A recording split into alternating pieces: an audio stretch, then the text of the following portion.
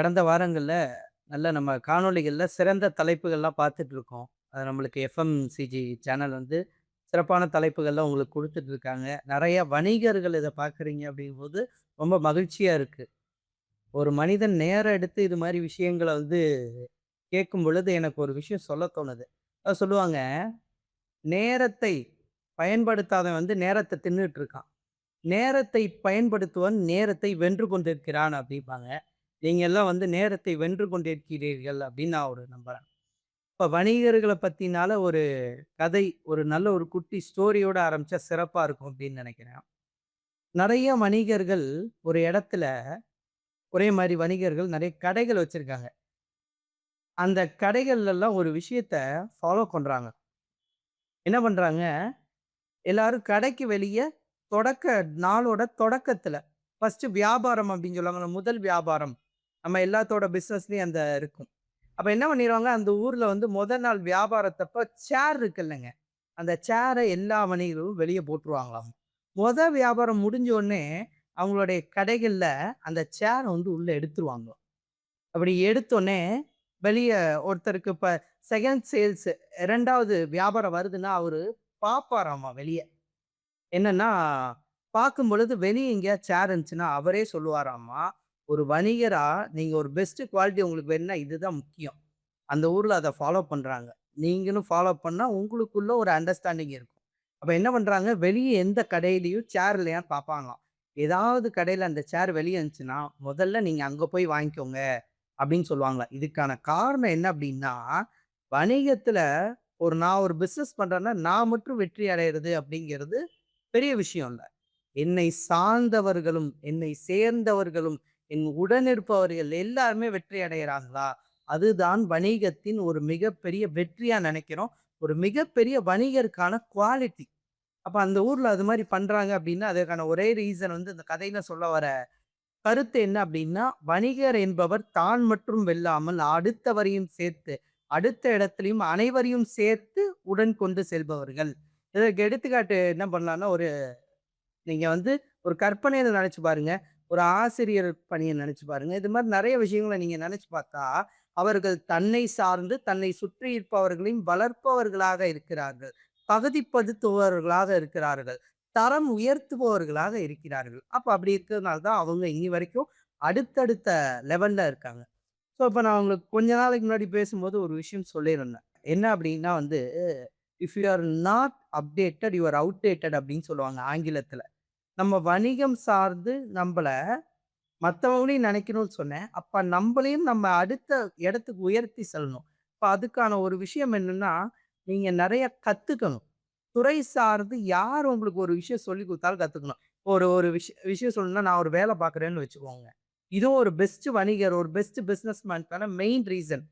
ஒருத்தர் என் தொழிலே செய்றாரு. என்ட்ட இருக்கிற அவர்ட்ட குறையா இருக்கு.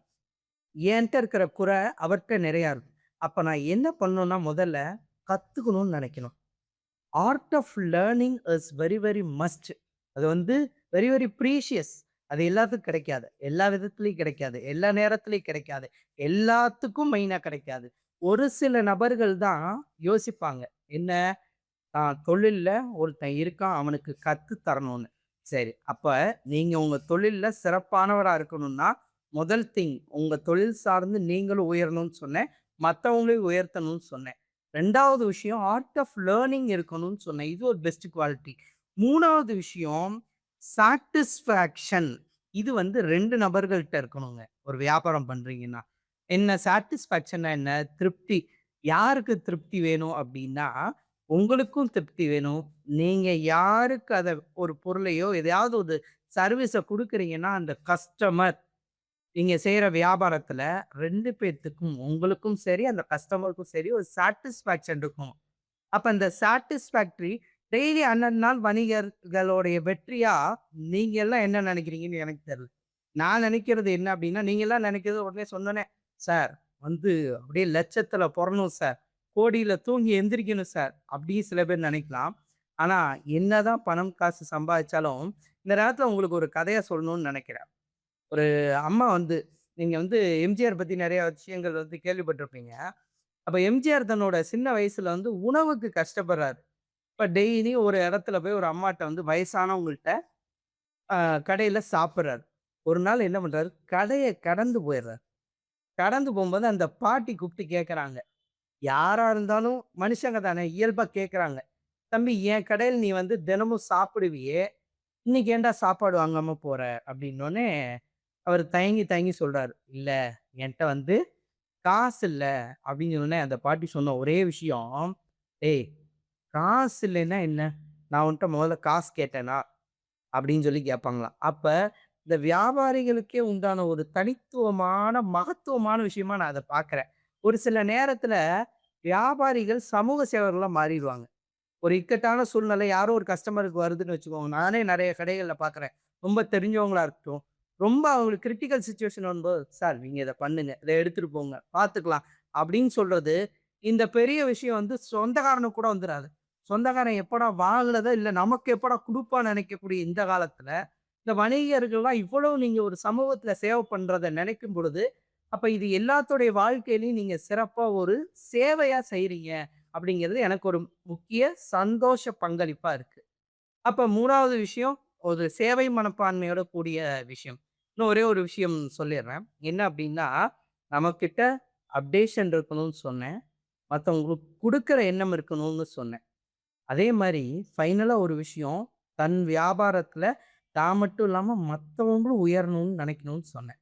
இது மட்டும் இல்லாம உங்களுக்கான ஒரு முக்கிய விஷயம் என்னன்னா, இது எல்லாரும் சொல்றது. திருக்குறள் சார்ந்து சொல்லணும்னா, எல்லாரும் கேட்ட திருக்குறள்.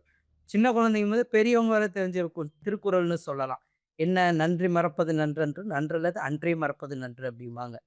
இந்த வியாபாரத்துல எத வேணா நீங்க இது பண்ணிடலாம். நன்றி அப்படிங்கிறது உங்களுக்கு இருக்கணும். இது ஒரு டிஃபரெண்ட்டா உங்களுக்கு தோணும். நன்றி சொன்னேன். வியாபாரிகள் யாருக்கு நன்றி கடனா இருக்கணும்? நம்ம வியாபாரம் இன்னைக்கு செய்றோம்னா, எல்லாமே தொடக்கம் காரணம் இறைவன் தான். இறைவன தாண்டி அந்த இறைவனுக்கு நிகரானவர்கள் நம்பளுடைய வியாபாரத்துல ஈடுபடுற அந்த கஸ்டமர்ஸ். வணிகர்களுடைய வாழ்க்கையை மேம்படுத்துவது அந்த சமூக மக்கள். அவங்களுக்கு உண்மையா, நன்றியா, நல்ல விஷயங்கள உங்களுடைய துறை சார்ந்து அவங்களுக்கு நீங்க செஞ்சீங்கன்னா, நீங்களும் ஒரு சிறந்த மனிதர தாண்டி, இந்த வணிகத் துறையில ஒரு சிறந்த மாமனிதரா இருக்கலாம். இது வந்து என்னுடைய கருத்து. ஸோ இந்த மாரி நெறையா விஷயங்கள வந்து உங்களுக்கு நான் சொல்றேன். அத நீங்க எடுத்துட்டு உங்களுடைய வணிகத்துல ஒரு சப்போர்ட்டிவான இத எடுத்துட்டு, ஒரு மிகப்பெரிய வணிகர்களாக மாற வாழ்த்துக்கள். நன்றி.